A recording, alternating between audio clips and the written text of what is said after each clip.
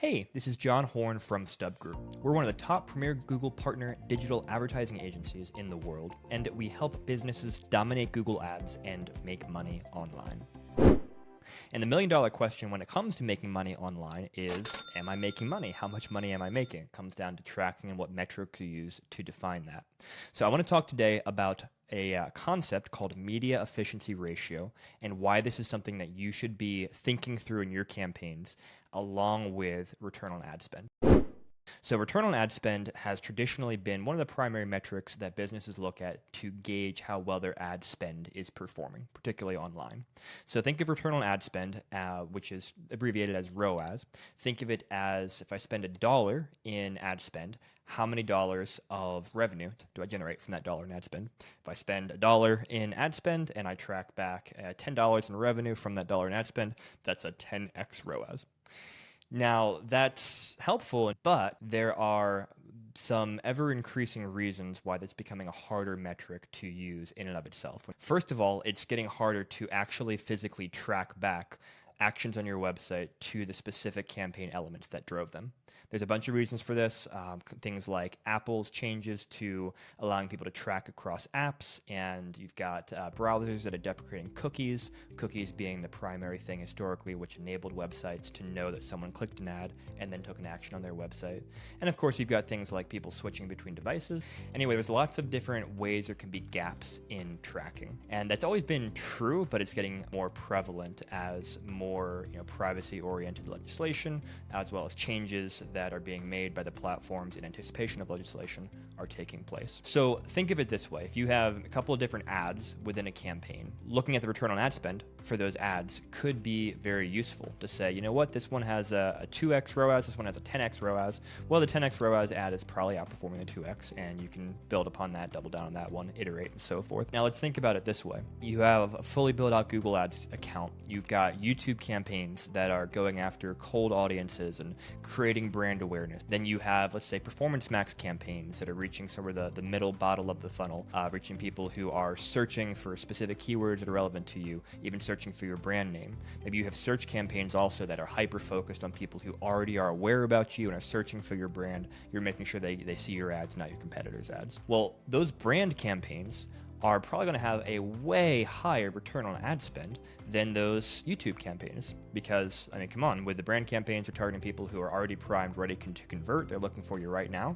With YouTube, you're reaching people who've never heard of you, and you are making them aware of you for the first time, and it's going to take them a while to make a decision, and many of them aren't going to actually end up coming to your website and purchasing. So if you're looking at, comparing the return on ad spend from your search campaign against your YouTube campaign, well, your search campaign is just going to blow it out of the water, and you're going to think, oh, let's invest more money into that. But if your YouTube campaign is what's actually feeding people into your funnel and creating awareness and getting them to then search for your brand, and you cut off that ad spend, you are no longer going to be feeding people into your funnel, and you're going to kind of start bleeding a slow death in terms of new customers coming in.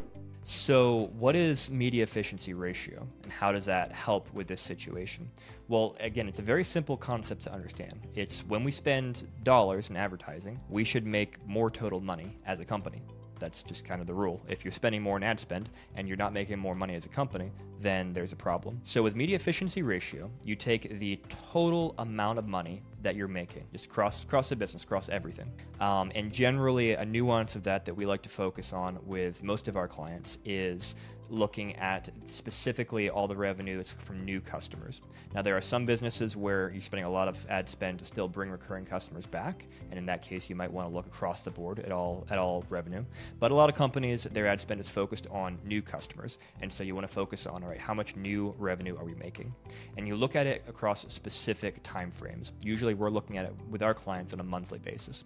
So we look and see how much new revenue came in, and let's correlate that with how much we're spending in ad spend. We're not directly, using conversion tracking code to say, I know X number of orders came from this campaign or this ad. We're saying, no, we invested $50,000 into ad spend last month, and we made $100,000 in revenue from new customers last month. All right, cool. Well, the media efficiency ratio is simply taking the revenue, dividing that by the ad spend. So if you spend 50K in ad spend, 100K in revenue, that would be an efficiency ratio of 2. That number in and of itself doesn't tell you anything. It doesn't tell you good or bad. What it does tell you though is you can track it over time and see how is the efficiency of your ad spend changing. So if it was 2 last month and you decided, you know what, let's double our budget, and now you spend $100K the next month, well, let's look and see what happened to your total new revenues coming in. If you still only made $100,000 in revenue the next month, well, your media efficiency ratio went from 2 to 1. Not a good thing. Obviously, as you can look over time, you can see, oh, the efficiency is way worse. We're not making money in ad spend. But hey, if your revenue went up to $200,000, you could see, oh, it's still a media efficiency ratio of 2. We're making more total revenue for a similar amount of additional increase in ad spend. Great, let's keep increasing until we reach the point where our media efficiency ratio comes down. And this can be super helpful too when you're testing moving budget between different platforms or strategies. So for example, with meta advertising, we have a client we're doing this with right now. We decreased their meta budget by half. We allocated that money over to the Google Ads side of things, and we're looking to see what impact does that have on the overall media efficiency ratio. Either we're going to see the efficiency got better because that money is having more impact on the Google side of things, or maybe we're going to see it gets worse or total revenue comes down. And that would tell us that actually, even though the tracked ROAS for those Facebook or those meta campaigns doesn't look good, that they were driving a lot of value that wasn't being tracked back to them because we're making less money now that we're spending less money there. So it's an overarching signal that you can look at over time to see how the efficiency of your ad spend is changing. And this is super important these days with how the platforms exist, and as you look at kind of your omni-channel advertising and marketing and understanding how you're investing your ad spend and effort into different areas. So long story short, ROAS is still worth looking at. I'm not saying ROAS is dead, but in addition to that, at a high level, we should also start looking at media efficiency ratio so we can see if we're being efficient with your ad spend and how that changes over time. Hope that's helpful. If you have more questions or want to see how you can use a media efficiency ratio in your business, we'd love to chat. Reach out through our website, stepgroup.com, and let's see how we can help you. Hey, do you want to dominate Google Ads and grow your business? Subscribe to this channel and we'll help you learn how. You see, we've made almost $500 million for our clients from Google Ads. In fact, according to Google, Stub Group is one of the best performing Google partners in the world. Subscribe to our channel for more videos like the one you just watched and learn how to dominate Google Ads, increase profits, and grow your business too. And check out the description below for your own free Google Ads profit plan, customized for your business. Thanks.